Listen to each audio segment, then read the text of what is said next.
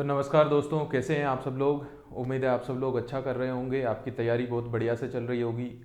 Last class में हमने जो रूल्स का पूरा सिलेबस है वो कंप्लीट कर दिया था। तो अभी हमारे चैनल पर जो है रूल्स और एक्ट की क्लासेस कंप्लीट हो चुकी है। अब से हम जो है राजस्थान के अंदर कोऑपरेटिव स्ट्रक्चर है उसको पढ़ेंगे। उम्मीद है आप सब लोगों ने वो सारी चीज़ें पढ़ ली होगी, रूल्स और एक्ट। ये हमारा साथ साथ में चलता रहेगा और इसके साथ में हम अपने एक्ट और रूल को कैसे याद करना है उसकी क्लासेस भी लगाएंगे और कैसे उनको जो है हम इजीली इंडेक्सिंग करके अपने दिमाग में डाल सकें वो सब भी आपको बताया जाएगा। इसके साथ में डेली जो है, अब जैसे ही ये कंप्लीट हो जाएगा उसके बाद में डेली आपकी पहले तो चैप्टर वाइज एमसीक्यूज की जो है एक सीरीज चलेगी, जिसके अंदर हम डेली लगभग 30 से 40 चैप्टर वाइज एमसीक्यूज भी करेंगे और फिर एक साथ भी करेंगे। और रही बात नोट्स की, पीडीएफ जिन जिन को चाहिए वो मैं इस क्लास के लास्ट में उनको बता दूंगा कि वो किस तरह से उसको एक्सेस कर सकते हैं। तो चलिए आज की यहाँ पर हम क्लास शुरू करते हैं कि राजस्थान के अंदर जो कोऑपरेटिव इंस्टीट्यूशन है वो किस तरह से वर्क करते हैं। हमारी आज की क्लास है। तो देखिए, ये सबसे एक तो कंट्रोवर्शियल टॉपिक इसलिए भी है कि आपने जितने टीचर्स का पढ़ा होगा वहाँ पर कभी ना कभी जो डेटा है उसमें आपको प्रॉब्लम हुई होगी कि कोई कुछ डेटा बता रहा है, कोई कुछ डेटा बता रहा है। डेटा चेंज होता रहता है ऑब्वियसली टाइम के साथ में, क्योंकि ये कोई फिक्स डेटा है नहीं कि इतनी कोऑपरेटिव सोसाइटीज़ रहेगी। हर दिन हर महीने जो है ये डेटा अपडेट होता रहता है। तो आपको कौन सा याद करना है, हम डायरेक्टली जो सोर्स हैं, जो ऑफिशियल सोर्स हैं, जो गवर्नमेंट वेबसाइट्स हैं, वहीं से फेच करके पढ़ेंगे इसको, ठीक है। तो वो आपको कोई कंफ्यूजन नहीं रहेगा। इन फ्यूचर आप जो है, अगर आपके एग्जाम में कोई ऑप्शन आता है और आपको कंफ्यूजन होता है तो आप इस डेटा के तहत जो है उस पर ऑब्जेक्शन भी डाल सकते हैं कि ये हमने आपकी गवर्नमेंट वेबसाइट से भी देखा है। तो चलिए शुरू करते हैं आज की क्लास को। आज की क्लास है हमारी कोऑपरेटिव इंस्टीट्यूशन इन राजस्थान। राजस्थान के अंदर गवर्नमेंट के कितने कोऑपरेटिव इंस्टीट्यूशन है, कैसे इसके आंदोलन की शुरुआत हुई, ये स्ट्रक्चर हम इसमें पढ़ेंगे आज की क्लास में। सबसे पहले सहकारी आंदोलन की शुरुआत। सहकारी आंदोलन की शुरुआत आपको ध्यान रखनी है 1904 में अजमेर से हुई थी। कहां पर हुई थी? अजमेर से। और उसी वर्ष जो है 1904 के अंदर राज्य का पहला सहकारी कृषि बैंक जो है वो डीग भरतपुर में स्थापित किया गया था। उस समय का भरतपुर, अभी ये नया जिला इसका शायद बन गया था, वो आप देख लीजिए। सहकारी संस्थाओं के नोबल उद्देश्य। सहकारी संस्थाएं किस लिए बनाई जाती है? किसानों, मजदूरों, कारीगरों, छोटे व्यापारियों और उत्पादन संबंधी गतिविधियों में लगी आम जनताओं को मध्यस्थ जो बिचौलिए होते हैं उनके शोषण से बचाने के लिए, यहाँ पर जो है उनको मुक्त करने के लिए सहकारी संस्थाएं बनाई जाती है। ये सहयोग पे आधारित होती है, हम कई बार बात कर चुके हैं। ये सामूहिक आर्थिक गतिविधियों को प्रोत्साहित करती है ताकि कोई भी समाज, कोई भी उससे जुड़ा आदमी अपनी आर्थिक, सामाजिक और सांस्कृतिक विकास जो उसका सुनिश्चित हो सके और उपभोक्ताओं को उचित मूल्य पर जो है गुणवत्तापूर्ण वस्तुएं प्रदान करने के लिए यहाँ पर बहुत सारे कंज्यूमर सोसाइटीज यहाँ पर बनाई जाती है। नेक्स्ट है कि इनके आंकड़े क्या हैं। हमारी जो प्राइमरी कोऑपरेटिव सोसाइटीज, जितनी भी कोऑपरेटिव सोसाइटीज है राजस्थान में, लगभग 36,818 कोऑपरेटिव सोसाइटीज है। यहाँ पर मल्टी स्टेट कोऑपरेटिव्स हमारे पास में 73 है। राज्य संघ है वो 18 है और जिला सहकारी बैंक, जिनको हम सीसीबीज बोलते हैं, आप जो फॉर्म भरोगे यहीं पर आपका जो सिलेक्शन होगा वो 29 है। और प्राइमरी कोऑपरेटिव कृषि एवं ग्रामीण बैंक, इनको लैंड डेवलपमेंट बैंक भी बोलते हैं, ये 36 है। यहाँ पर सोसाइटियों की जो कार्यशीलता है टोटल 21,170 है, वो तो काम कर रही है। और 12,833 जो है वो गैर कार्यशील यानी नॉन फंक्शनल हो चुकी है यहाँ पर। और ये जो है 2815 सोसाइटियां वो दिवालियापन यानी अंदर लिक्विडेशन में चल रही है। इनके लिए परिसमापक नियुक्त किया जाएगा और इनको लिक्विड किया जाएगा। इनको जो है क्या कर दिया जाएगा? समाप्त कर दिया जाएगा। हमने एक्ट और रूल में पढ़ा था उनकी जरूरत क्या है? लिक्विडेशन की। और जो है उनको जो भी समाप्ति जो होती थी, समापक नियुक्त करते हैं, लिक्विडेटरी नियुक्त होता है, वो इस प्रकार ये यहाँ पर जो डेटा दिया गया है उनके लिए यहाँ पर होता है। अब ये जो डेटा है वो कहाँ से लिया गया है? तो ये देखिए, आपको जो है ये हमारी जो वेबसाइट है ये है RSCB। यहाँ पर जो है आपको ये देखने को मिलेगा, ये इनका जो वेबसाइट है जहाँ से ये बैंक का है, राजस्थान स्टेट कोऑपरेटिव बैंक की ऑफिशियल वेबसाइट है, जहां पर आप देख सकते हैं कि जो राजस्थान स्टेट कोऑपरेटिव बैंक है उसकी 5 तो यहाँ पर रीजनल ऑफिसेज हैं। कितने रीजनल ऑफिसेज हैं? 5 रीजनल ऑफिसेज हैं और इसकी 16 ब्रांचेस हैं जो जयपुर में है। डिस्ट्रिक्ट कोऑपरेटिव बैंक्स कितने हैं? 29 हैं हमारे यहाँ पर, जिनकी लगभग 450 प्लस ब्रांचेज हैं। पेक्स कितने हैं हमारे पास में? 7,950 पेक्स हैं, जो 44,672 विलेजेस के अंदर यहाँ पर काम कर रही है। आपको ये डेटा दिख रहा होगा, नहीं दिख रहा तो आप इसको जो है जब पीडीएफ शेयर की जाएगी तो लिंक भी होगा, उसमें आप लिंक से देख लीजिए। और मैं ये सारा डेटा जो है आपके ऑलरेडी उसके अंदर है, जो हम देख रहे हैं, जिससे हम अभी पढ़ रहे थे, उसके अंदर ये सारा का सारा डेटा है उस फाइल में। एक मिनट,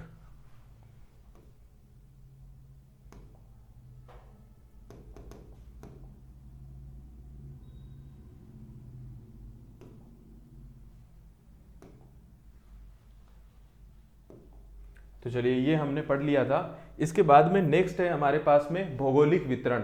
ग्रामीण क्षेत्र में लगभग 30,692 सोसाइटियां जो है वो स्थित है।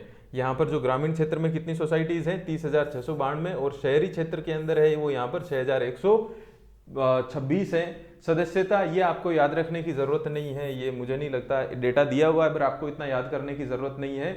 जो टोटल जो सोसाइटीज हैं उनमें लगभग 42.81% सोसाइटीज जो है वो डेयरी सहकारी के अंदर आती है, यानी एक बहुत बड़ा जो पार्ट जो है वो सहकारी सोसाइटीज का वो डेयरी का काम करता है। और 11.7% सोसाइटीज जो है महिला कल्याण सहकारी के अंतर्गत आती है। ग्राम पंचायतें जो है उसके अंदर लगभग 70.73% ग्राम पंचायतें जो है वो पेक्स के अंतर्गत कवर है, यानी वो पार्ट ऑफ पेक्स है। यहाँ पर बाकी ये जो परसेंटेज दिया हुआ है, आई डोंट थिंक ये आपके लिए बहुत इंपॉर्टेंट है। अब हम इससे नेक्स्ट चलते हैं। नेक्स्ट हमारे पास में है कि हमारे टॉप इंस्टीट्यूशंस कौन से हैं जो सहकारी क्षेत्र के अंदर गवर्नमेंट से रिलेटेड जो इंस्टीट्यूशन है उनको पढ़ लेते हैं। सबसे पहला है राजस्थान राज्य सहकारी विपणन संघ लिमिटेड, इसको राजफेड के भी से भी जाना जाता है। मार्केटिंग ये जो सोसाइटी है इसको हम जो है इनका यूनियन है, संघ है, राजफेड के नाम से भी जानते हैं। इसकी स्थापना कब हुई ये आपको इंपॉर्टेंट है, ये आपको 8 के 8 याद रखने, 8-9 जो जितने भी हैं याद रखने हैं आपको। इसकी स्थापना 1957 में हुई और इसका मुख्यालय है वो जयपुर में है। ये राजफेड किस लिए काम करता है? राजफेड जो है सहकारी समितियों के माध्यम से किसानों को उन्नत किस्मों के खाद, बीज, कीटनाशक ये सब उपलब्ध करवाता है। जो भी आप देखते हैं वो राजफेड के थ्रू ही आते हैं। आपने देखा होगा जो लोग गाँव से हैं उनके किसानों के अंदर बीज और खाद के कट्टे आते हैं, उसमें राजफेड लिखा होता है, तो ये जो है वो प्रोवाइड करवाता है। यहाँ पर झोटवाड़ा के अंदर क्या है, सहकारी कीटनाशक फैक्ट्री भी ये चलाता है और पशु आहार का कारखाने का भी संचालन ये करता है। और ये जो है राजस्थान में कृषि विपणन के समन्वय एवं प्रसार के कार्यों का, जो एग्रीकल्चरल मार्केटिंग जितनी भी है उससे रिलेटेड कार्य ये यहाँ पर करता है। सेकंड हमारे पास में राजस्थान राज्य सहकारी बैंक लिमिटेड, इसको हम अपेक्स बैंक भी बोलते हैं, और ये जो है स्टेट कोऑपरेटिव बैंक भी इसको बोलते हैं, ये वही है। इसकी स्थापना कब हुई? 14 अक्टूबर 1953 को हुई, ये भी जयपुर में ही है। और ये क्या करता है? ग्रामीण एवं कृषक समुदाय को शॉर्ट टर्म व नॉन एग्रीकल्चरल ऋण जो है यहां पर देता है। कौन से ऋण देता है? गैर कृषि ऋण, कृषि ऋण नहीं, गैर कृषि ऋण किनको देता है? देता किसानों को ही है। और कितना देता है? शॉर्ट टर्म देता है। सहकारी बैंकिंग की जितनी भी सेवाएं हैं, जो भी बैंक्स है सहकारी बैंक्स, वो इसके अंडर आती है, उनका समन्वयन ये करता है। और सहकारी बैंकिंग प्रणाली के माध्यम से वित्तीय समावेशन को बढ़ावा देना, ये भी इसका एक कार्य है। नेक्स्ट हमारे पास में है राजस्थान राज्य तिलहन उत्पादक सहकारी संघ लिमिटेड, इसको हम तिलम संघ के नाम से भी आपको ये पूछा जा सकता है कि तिलम संघ क्या है। रहे है राजस्थान राज्य तिलहन उत्पादक सहकारी संघ लिमिटेड। इसको 1990 में इसकी स्थापना हुई, ये भी जयपुर में। ये क्या करता है? तिलहन, जितने भी हमारे तिलहन होती है, जिनसे तिलहन वो फसलें होती है जिनसे अपन तेल निकाल सकते हैं, तो उनके अंदर जो है उनके मार्केटिंग के लिए और प्रोडक्शन के लिए जो कार्य हैं उनको ये बढ़ावा देता है। ये तिलहनों की खरीद भी करता है और उनकी मार्केटिंग में भी सहायता प्रदान करता है। धान के अलावा जितने भी तिलहन है उनके लिए ये काम करता है। नेक्स्ट हमारे पास में राजस्थान सहकारी शिक्षा एवं प्रबंधन संस्थान, रायसेम भी बोलते हैं इसको, रायसेम है। इसका काम क्या होता है? ये जो 1994 में स्थापित हुआ, ये भी जयपुर में है। और ये जितने भी सहकारी क्षेत्र में काम करने वाले कर्मचारी हैं और अधिकारी हैं, जैसे आप भी जाएंगे तो आप भी कर्मचारी बन करके जाएंगे, मैनेजर पोस्ट पे लगेंगे, वो अधिकारी बन करके जाएंगे, उनको क्या करता है? ये ट्रेनिंग देता है, उनको ट्रेनिंग और एजुकेशन यहाँ पर देता है। जितने भी सहकारी सिद्धांत हैं उनके प्रबंध कौशल के विकास कार्यों के लिए कोर्स और कार्यशालाएं भी, ये वर्कशॉप्स भी लगवाता है, ये इसका काम है। नेक्स्ट हमारे पास में है राजस्थान राज्य सहकारी मुद्रणालय लिमिटेड, ये क्या करता है? ये एक तरीके से प्रेस है, कोऑपरेटिव प्रेस है। इसकी स्थापना 1960 में हुई थी, ये भी जयपुर में है। ये सहकारी संस्थाओं तथा सरकारी विभागों के लिए मुद्रण एवं प्रकाशन सेवाएं प्रदान करता है। यानी कोई भी सहकारी जो सरकारी प्रिंटिंग होती है वो यहाँ पर होती है। कहाँ होती है? आपके पास में राजस्थान राज्य सहकारी मुद्रणालय लिमिटेड। ये भी एक इंस्टीट्यूशन है जो कोऑपरेटिव सोसाइटीज के लिए है। ये सूचना, नोटिस, दस्तावेज एवं अन्य सहकारी प्रकाशनों की छपाई करता है और सहकारी क्षेत्र में उच्च गुणवत्ता वाली मुद्रण सेवाओं का प्रावधान। ज्यादातर गवर्नमेंट के जितने भी डिपार्टमेंट्स होते हैं जिनको प्रिंटिंग करवानी होती है, बहुत सारे ऐसे डिपार्टमेंट्स, जैसे मान लीजिए आपका एग्जाम हो रहा है, एग्जाम होना तो एग्जाम के अंदर क्वेश्चन पेपर भी है, वो भी इसी से छपाई होकर के आते हैं। नेक्स्ट है राजस्थान राज्य सहकारी डेयरी फेडरेशन लिमिटेड। इसको क्या बोलते हैं? आरसीडीएफ भी बोला जाता है। ये 1977 में इसकी स्थापना हुई थी और इसका मुख्यालय भी कहां पर है? इसका मुख्यालय भी जयपुर में है। और ये क्या करता है? सहकारी जितनी भी डेयरियां हैं उन पर नियंत्रण और समन्वयन करता है। और ये दुग्ध उत्पादकों को उचित मूल्य उपलब्ध करवाना। ऐसा नहीं है कि दूध की जो है डिमांड तो वैसे कम होने वाली नहीं है, लेकिन कोई उनके साथ शोषण करे उनको ये क्या करता है? यहाँ पर रोकता है और जितने भी बिचौलिए हैं उनको बचाता है। और इसके अंडर में प्रमुख डेयरी इकाइयां कौन सी है? पद्मा डेयरी है वो अजमेर में है, उर्मूल डेयरी है वो बीकानेर में है, गंगमूल गंगानगर में आपको याद रह जाएगी, और वरमूल जो है वो जोधपुर में रहेगी। पद्मा अजमेर, उर्मूल बीकानेर, गंगमूल गंगानगर और वरमूल जोधपुर, ये आपके लिए मोस्ट इंपॉर्टेंट है, ये आपको याद भी रखना है। उसके बाद में नेक्स्ट हम चलते हैं। नेक्स्ट हमारे पास में जो 7वां है वो है राजस्थान राज्य सहकारी उपभोक्ता संघ लिमिटेड। यहां पर इसको कॉनफेड भी बोला जाता है। कॉनफेड है, इसकी स्थापना हुई थी 27 मार्च 1967 को और इसका मुख्यालय भी जयपुर में है। ये क्या करता है? उपभोक्ताओं को उचित मूल्य पर जो है गुणवत्तापूर्ण सामग्री जो है उपलब्ध करवाने के लिए इसकी जो है स्थापना की गई थी। और राज्य में जो है उपभोक्ता सहकारी क्रय विक्रय गतिविधियों का संचालन, यानी जितने भी जो सोसाइटी है जो खरीद फरोख्त का काम करती है कस्टमर के साथ, जो कस्टमर सोसाइटी है, उनका संचालन और उनका समन्वयन करवाने का इसका जो है काम है। ये उपभोक्ताओं के हितों की भी सुरक्षा करता है और सहयोगी व्यवस्था का भी यहाँ पर क्या करता है? प्रोत्साहन करता है। तो ये 7 के 7 इंस्टीट्यूशन है जो आपको याद रखने हैं कि आपकी इनकी स्थापना कब हुई थी, इनका मुख्यालय कहाँ पर है। मुख्यालय तो खैर याद रखने की जरूरत ही नहीं है, सभी का मुख्यालय है वो जो कहाँ पर है? जयपुर में है। चलिए, इसके अलावा अब हम क्या देख लेते हैं? अब हमारी राजस्थान की जो सहकार वेबसाइट है, सहकार राजस्थान.in, हम इसके ऊपर चलते हैं एक बार। देखिए, अब आपका जो सिलेबस है, सिलेबस के हिसाब से इस वेबसाइट पे भी काफी कुछ चीजें दी गई है जो आपको पढ़ करके आप जा सकते हैं। सबसे पहले ये देखिए, यहाँ पर जो है सहकारिता जो शब्द है वो सह प्लस कारिता से बना हुआ है, जिसका अर्थ है मिलजुल कर कार्य करना। आपको याद रखना है, हो सकता है पेपर में यही पूछ ले कि सहकारिता जो है उसका मेन जो शब्द क्या है, उसका अर्थ क्या है, कैसे बना हुआ है। सह प्लस कारिता से बना हुआ है और इसका मतलब क्या हो गया? मिलजुल कर कार्य करना। अन्य व्यक्तियों या संस्थाओं द्वारा किसी समान उद्देश्य की प्राप्ति के लिए मिलकर कार्य करना सहकार कहलाता है। समान उद्देश्य की पूर्ति के लिए अनेक व्यक्तियों या संस्थाओं को सम्मिलित संस्था को क्या बोलते हैं? सहकारी संस्था बोलते हैं। सहकारी संस्था किसको बोलते हैं? सहकारी संस्था बोलते हैं कि समान उद्देश्यों की पूर्ति के लिए अनेक व्यक्तियों या संस्थाओं की सम्मिलित संस्था को सहकारी संस्था बोलते हैं। राजस्थान में जो सहकारी आंदोलन है उसका नारा क्या है? एक सबके लिए, सब एक के लिए। आपको नारा याद रखना है। राजस्थान में सहकारी संस्थाएं हैं, उनका नारा है एक सबके लिए, सब एक के लिए। इसके बाद में नेक्स्ट हमारे पास में आता है कि उद्देश्य क्या है, ये इस आंदोलन का उद्देश्य क्या है। इसका आंदोलन का उद्देश्य है जो भी किसान है, श्रमिक है, शिल्पकार है, छोटे मोटे व्यवसायी हैं, उनको जो है उत्पादक गतिविधियों में बिचौलियों से मुक्त कराना। बार बार यहाँ पर अलग अलग जगह बिचौलियों से शोषण मुक्त कराने का मतलब जो भी बीच के अंदर बिचौलिए हैं, जो भी मिडल मैन है, उसको यहाँ पर खत्म करना इनका जो है उद्देश्य है, ताकि उनका आर्थिक, सामाजिक और सांस्कृतिक विकास है वो हो सके। ये आपको याद में रखना है। सहकारिता के सिद्धांत इन्होंने यहाँ पर दिए हुए हैं। ये हमने पहले भी जो एक्ट की क्लासेस थी उसके शेड्यूल ए में यहाँ पर सिद्धांत पढ़ लिए थे।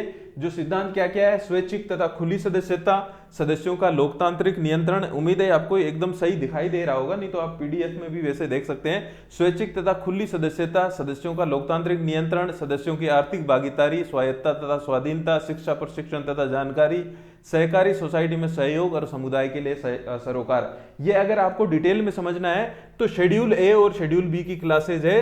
शेड्यूल ए और बी की जो क्लासेस हैं वो आपको प्लेलिस्ट में मिल जाएगी। कौन सी प्लेलिस्ट में मिलेगी? जो राजस्थान एक्ट 2001 का जो प्लेलिस्ट बना रखी है अपने चैनल में, उसमें मिल जाएगी। सबसे लास्ट क्लास है, वहां पर जाकर के इसको अच्छे से समझ सकते हैं। तो चलिए, ये तो हमारा हो गया पूरा कि हमने इतना देख लिया कि किस तरीके से यहाँ पर जो है इनका उद्देश्य क्या है। नेक्स्ट हम इसके बारे में चलते हैं। तो इनकी जो है विकास यात्रा, देखिए विकास यात्रा,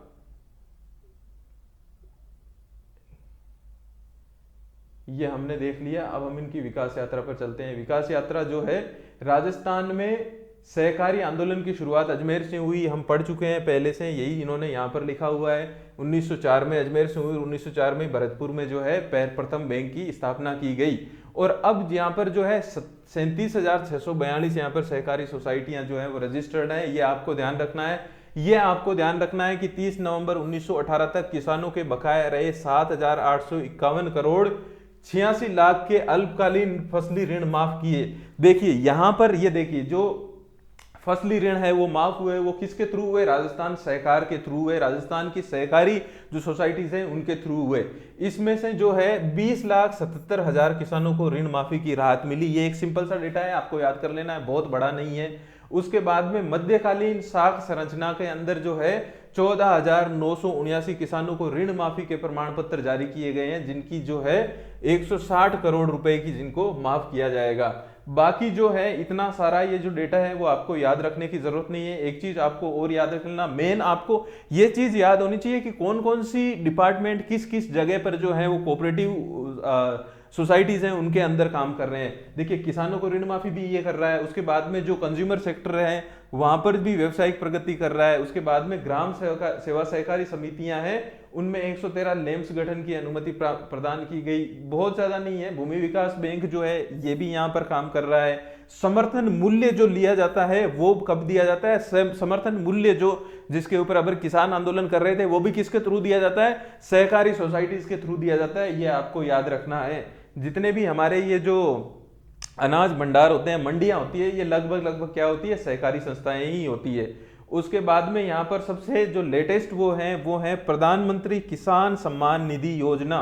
यहाँ पर राजस्थान के अंदर क्या किया है? प्रधानमंत्री किसान सम्मान निधि योजना के अंदर, ये आप जरूर याद रख लीजिएगा, इंपॉर्टेंट है कि 77.68 लाख कृषकों को लगभग 13,000 करोड़ रुपए की राशि हस्तांतरित की जा चुकी है। ये मोस्ट इंपॉर्टेंट है, ये आपको ध्यान रखना है। जैसी देखिए सरकार है वैसे ही क्वेश्चन भी फ्रेम होते हैं। जिसकी सरकार उसके क्वेश्चन आएंगे। ये लेटेस्ट हैं और इन्हीं की अभी राजस्थान में सरकार है, तो आपको याद रखना है। और नेक्स्ट हमारे पास में इन्हीं में यहीं पे क्या दिया हुआ है? नेक्स्ट दिया हुआ है कि सहकारी संस्थाएं जो है वो हमने अभी देखिए पहले पढ़ लिया। ये सेम ये सारी की सारी संस्थाएं हैं, इनके बारे में इनकी वेबसाइट्स आधे की चलती है, आधों को नहीं चलती है, तो ये आप एक बार देख लीजिएगा। पढ़ लिया है हमने इससे पहले। अब यहाँ पर जो स्ट्रक्चर जो है वो किस तरह से है, ये इन्होंने अपनी ही वेबसाइट पे दिया गया है। तो हमें कहीं दूसरी जगह पे जाकर के किसी किताब से माथापच्ची करने की जरूरत ही नहीं है। आप ऑफिशियल गवर्नमेंट वेबसाइट से ही पढ़ करके जाएं। सबसे ऊपर कौन होता है यहाँ पर? इसको मैं थोड़ा ऊपर कर देता हूँ। सबसे ऊपर हमारे यहाँ पर होती है सरकार। और सरकार कौन होती है? सरकार जो है उसमें एक डिपार्टमेंट होता है, सहकारिता डिपार्टमेंट, और उसके मंत्री जी होते हैं। तो ये सबके जो दादाजी जो हैं वो यहाँ पर क्या हैं? सहकारिता मंत्री हैं। उसके बाद में यहाँ पर ये आते हैं, क्योंकि ये ब्यूरोक्रेसी के हेड होते हैं। हमारे जो चीफ सेक्रेटरी होते हैं, प्रमुख शासन सचिव, जो चीफ सेक्रेटरी होते हैं, ये इनके अंडर में आते हैं। और चीफ सेक्रेटरी के अंडर में कौन आते हैं? रजिस्ट्रार आते हैं। ये रजिस्ट्रार सबसे पावरफुल पोजीशन होती है, क्योंकि चीफ सेक्रेटरी तो बहुत सारे डिपार्टमेंट्स को देखते हैं, लेकिन ये रजिस्ट्रार जो है वो सिर्फ सहकारिता विभाग के लिए होते हैं। इनके अंडर जो है, जो चीफ सेक्रेटरी के अंडर कौन कौन आते हैं? जितने भी अभी हमने इंस्टीट्यूशन देखे, राजफेड हो गया, आरसीडीएफ हो गया, ये जितने भी कॉनफेड हो गया, 7 इंस्टीट्यूशन देखे, उन सब के एमडी और चेयरमैन है वो सीधा किसको रिपोर्ट करते हैं? चीफ सेक्रेटरी को करते हैं। अब जो रजिस्ट्रार साहब हैं वो क्या है? रजिस्ट्रार के अंदर अतिरिक्त रजिस्ट्रार होते हैं, सहायक निदेशक होते हैं। प्रथम जो अतिरिक्त रजिस्ट्रार होते हैं उनके यहाँ पर ये जो है जॉइंट रजिस्ट्रार होते हैं, ये 3-4। और उसके बाद में ये जो है प्रशासन के, नियम के, लेखा जोखा के अलग अलग जो होते हैं। आपको इतना सब कुछ याद रखने की जरूरत नहीं है, आप रजिस्ट्रार तक रखिए। और रजिस्ट्रार के बाद में जो है ये जो इमीडिएट इनके जो हैं अतिरिक्त रजिस्ट्रार आप याद रख सकते हैं, सहायक निदेशक जो जनसंपर्क के होते हैं, तकनीकी रजिस्ट्रार भी होते हैं जो सिर्फ टेक्निकल चीजें संभालते हैं, और उसके बाद में जो होते हैं अतिरिक्त रजिस्ट्रार द्वितीय होते हैं, और फिर जो है वित्तीय सलाहकार और मॉनिटरिंग ऑफिसर। ये आपको रजिस्ट्रार के अंदर आने वाले जो ऑफिसर्स हैं उनको आपको ध्यान में रखना है। और बाकी ये जितने भी इंस्टीट्यूशन है उनको कहाँ पर रिपोर्ट किया जाएगा, ये जो है रायसेन के और जिसके एमडी हैं, यहाँ पर राजफेड के हो गए या फिर आरसीडीएफ के हो गए, अपेक्स बैंक के हो गए, तिलमसम के हो गए, ये सीधा का सीधा प्रमुख शासन सचिव को यहाँ पर जाकर के रिपोर्ट करते हैं। हालांकि रजिस्ट्रार जो है वो एक बहुत ही पावरफुल पोजीशन है। ये रजिस्ट्रार चाहे तो ये यहाँ पर सीईओ वगैरह को हटा सकता है। इनमें ये इनके पास इंटरफेरेंस का हमने एक्ट में और पढ़ा था कि पूरा जो है एक व्यवस्था बनी हुई है, लेकिन इनके जो मैनेजिंग डायरेक्टर्स हैं वो प्रमुख शासन सचिव को ही रिपोर्ट करेंगे। नेक्स्ट हम यहाँ पर और इसके अंदर वेबसाइट पे क्या दिया हुआ है वो भी हम देख लेते हैं। इसके बाद में है सहकारी योजनाएं, ये सबसे इंपॉर्टेंट है। बहुत ज्यादा योजनाएं नहीं है, बहुत आपको याद नहीं करना है, कहीं से कहीं जाने की जरूरत नहीं है। ये 7 योजनाएं हैं, ये 7 योजनाएं आप याद रखिए। बहुत डीप में जाकर के इन लिंक को खोल करके पढ़ने की जरूरत नहीं है, नॉर्मल यही रख लीजिए। सहकारी फसली ऋण ऑनलाइन पंजीकरण एवं वितरण योजना, ये 2019 में आई थी। 2019 के अंदर क्या आई थी, सहकारी फसली ऋण, जो भी एग्रीकल्चरल लोन होता है उसको ऑनलाइन पंजीकरण आप करवा सकते हैं। यहां पर क्या है, केंद्रीय सहकारी बैंक जो सीसीबीज होती है, सीसीबीज से अंडर यहां पर जो भी ग्राम सेवा सहकारी समिति होती है, ग्राम सेवा सहकारी समिति के माध्यम से जो है 1.5 लाख तक के लिए गए फसली ऋण का समय या समय से पहले चुकाने वाले कृषक को, ऐसा कोई इंसान, ऐसा कोई कृषक है जिसने अपना लोन लिया और लोन लेकर समय से पहले चुका दिया, तो राज्य सरकार 4% और भारत सरकार 3% जो है ब्याज का अनुदान देती है। सीधी सी बात है, नॉर्मली 7-8% ही जो है लोन में ब्याज की ऋण होती है, उसमें से 7% आपको मिल गया तो वो लगभग ब्याज फ्री हो जाता है। उसके बाद में न्यूनतम समर्थन मूल्य योजना है। ये क्या है, न्यूनतम समर्थन मूल्य योजना भारत सरकार द्वारा घोषित न्यूनतम समर्थन मूल्य दरों और पीएसएस गाइडलाइंस के अनुसार जो है सहकारिता विभाग जो दलहन और तिलहन खरीदते हैं वो ये जो है यहाँ पर उसके लिए न्यूनतम समर्थन योजना है। रबी सीजन में सरसों, चना, खरीफ सीजन में मूंग, मूंगफली, उड़द एवं सोयाबीन की खरीद यहाँ पर की जाती है। उसके बाद में 5% ब्याज अनुदान योजना 2022-23 के अंदर शुरुआत हुई थी। इसके अंदर क्या है, दीर्घकालीन कृषि सहकारी ऋण, यानी जो लॉन्ग टर्म ऋण है उनके ऊपर किस्त का सही समय पर चुकता करने वाले किसानों को 5% ब्याज का अनुदान दिया जाएगा। कितने प्रतिशत दिया जाएगा, 5% जो है अनुदान दिया जाएगा, जिससे प्रभावी दर 5% से कम हो जाती है। ये 2023 की योजना थी। जिन्होंने लॉन्ग टर्म लोन ले रखा है और वो यहाँ पर टाइम पे जो है किस्त चुका देते हैं तो 5% उनको ब्याज माफ किया जाएगा। इसके बाद में ग्राम सेवा सहकारी समितियों, क्रय विक्रय सहकारी समितियों में गोदाम का निर्माण करने की एक जो है स्कीम है। वहां पर ये क्या करती है, बजट घोषणा एवं राज्य एवं केंद्र सरकार की सहायता पर प्राप्त करके ये लोग क्या करते हैं, गोदामों के निर्माण करवाते हैं। किस लिए, सहकारी समितियों के लिए जो गांवों में है, और क्रय विक्रय समिति है उसमें जो है ये गोदाम का निर्माण करवाते हैं ताकि वो अपना धान वगैरह रख सकें, खाद रख सकें, बीज रख सकें, दवाइयों का भंडारण कर सकें। नेक्स्ट हमारे पास में कस्टमर हायरिंग केंद्रों की स्थापना। जो कस्टमर हायरिंग केंद्रों का सिंपल सा मतलब है, किसानों को किराए पर खेती संबंधी यंत्र उपलब्ध करवाते हैं। किराए पर जो भी उनको यंत्र जरूरत होती है उनके करवाने के लिए क्रय विक्रय सहकारी समिति या ग्राम सेवा सहकारी समिति में कस्टमर हायरिंग केंद्रों की स्थापना यहाँ पर की गई है, ताकि वो लोग आकर के यंत्र हैं जो हैं उनको, जो भी उनको मशीनें वगैरह लगती है वो यहाँ पर क्या कर सके, रेंट कर सके, जो भी टूल्स लगते हैं।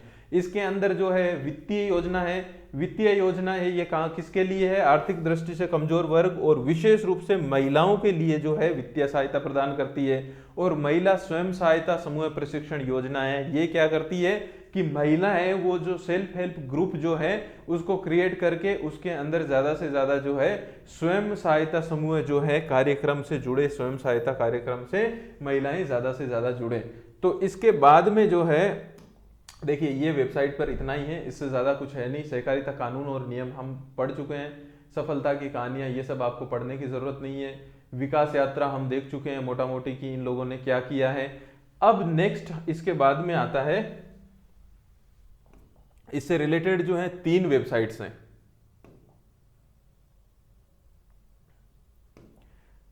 एक जो है वो नेशनल कोऑपरेटिव डैशबोर्ड है, इसको भी हम ओपन कर लेते हैं।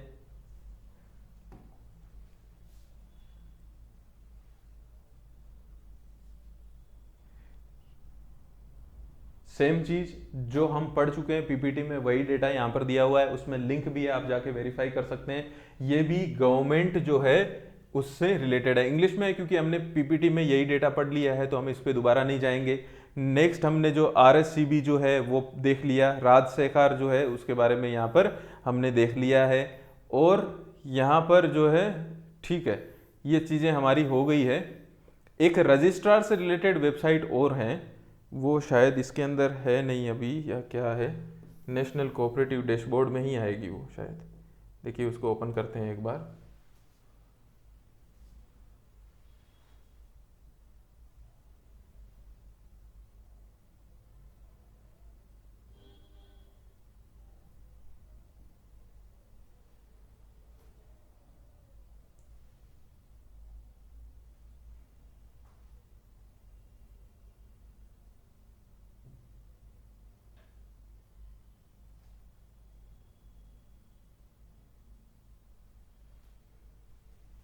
इतना आपको डेटा याद करने की इसमें ज़रूरत नहीं है।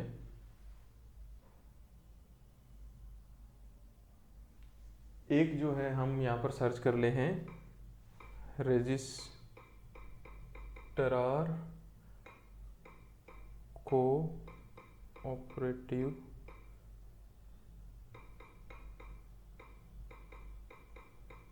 राजस्थान।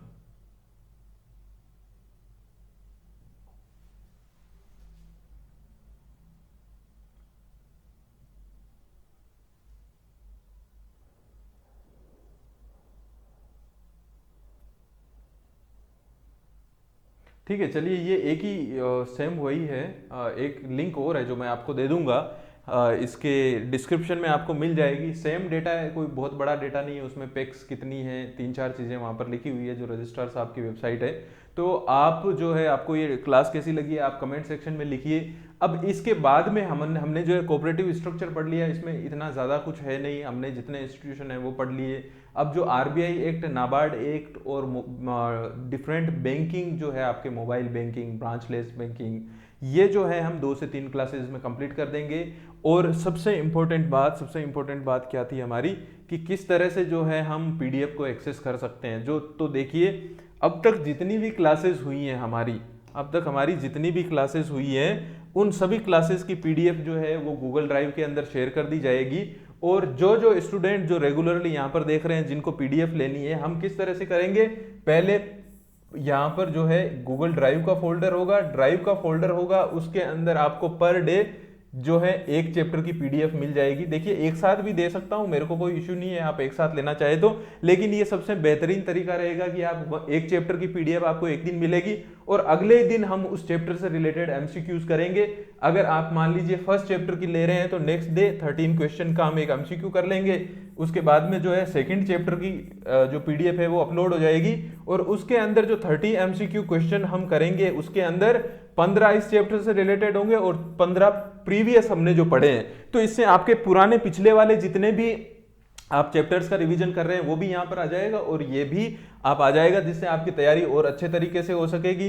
इसके साथ जो कंप्यूटर है, कंप्यूटर की भी मैं क्लास लेने वाला हूँ, उसके लिए भी एक फोल्डर बना करके यहाँ पर हम लोग जो हैं उसी ड्राइव लिंक के अंदर आपको दे देंगे। मैं डिस्क्रिप्शन में आपको टेलीग्राम का लिंक दे दूंगा, वहां पर जाकर के ये जो प्रॉपर जितने भी हमारे नोट्स हैं जो हम फोल्डर बनाएंगे जिसके अंदर से आप एक्सेस कर सकें, उसके लिए हमने एक नॉमिनल फीस रखी है विच इज 149 रुपीज।